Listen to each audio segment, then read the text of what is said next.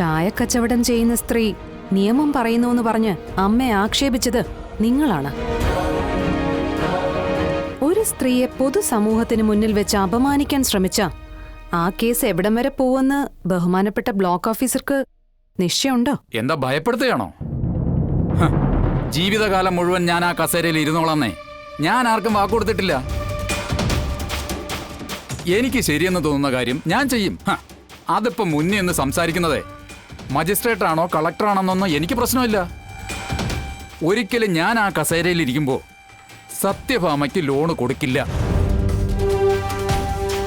ഇനി ഞാൻ അറിയാതെ ഏതെങ്കിലും വഴി ഉപയോഗിച്ച് കൊടുക്കാൻ ശ്രമിച്ചാൽ എന്റെ പിടിപാട് വെച്ച് ഞാനതങ്ങ് തടയും. ഇപ്പൊ ശാരദയ്ക്ക് പാസ്സായ ഈ ലോണ് വരെ ഞാൻ അങ്ങ് റദ്ദാക്കുകയും ചെയ്യും.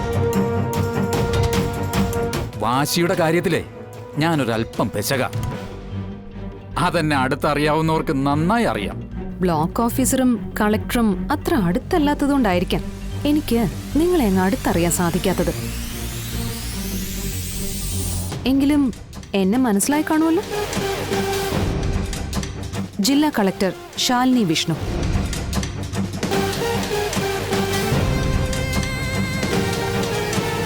നിങ്ങൾ മുൻപ് പറഞ്ഞ ഈ ചായക്കടക്കാരിയുടെ മകൾ. എന്റെ എളിയ പിടിപാടിൽ ഒരു ചെറിയ കാര്യം ഞാൻ ചെയ്തിട്ടുണ്ട്.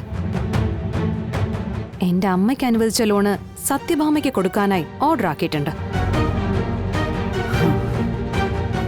ഈ നിങ്ങളുടെ തലയ്ക്ക് മുകളിലും ഓഫീസർമാരുണ്ടല്ലോ സാറേ.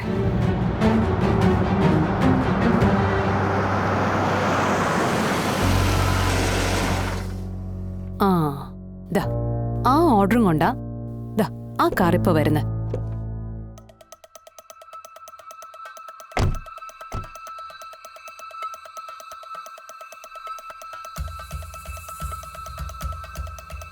മാഡം, ഇതൊന്ന് വായിച്ചു നോക്ക്.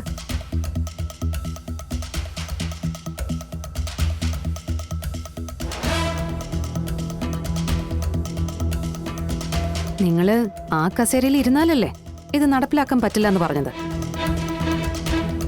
അതുകൊണ്ട് ആ കസേരയിൽ നാളെ മുതല് ഞാൻ മറ്റൊരാളെ പ്രതിഷ്ഠിച്ചു. മാഡം, ഒരു ചായക്കടക്കാരിയുടെ മകള് ഇങ്ങനെയെങ്കിലും ചെയ്ത് എന്റെ മനസ്സിനെ ഒന്ന് തൃപ്തിപ്പെടുത്തണ്ടേ?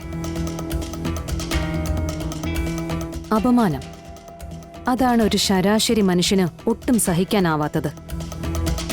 നിങ്ങളുടെ വാക്കുകളിൽ കണ്ടതും ഞാനതാ. ഇനി കുറച്ചുനാള് വീട്ടിലിരിക്കെ. അപ്പോ ഒരാളെയും വകവയ്ക്കാത്ത ഈ കാലഹരണപ്പെട്ട സ്വഭാവത്തിന് ഒരു മാറ്റം ഉണ്ടാവുമെങ്കിൽ ഉണ്ടാവട്ടെ.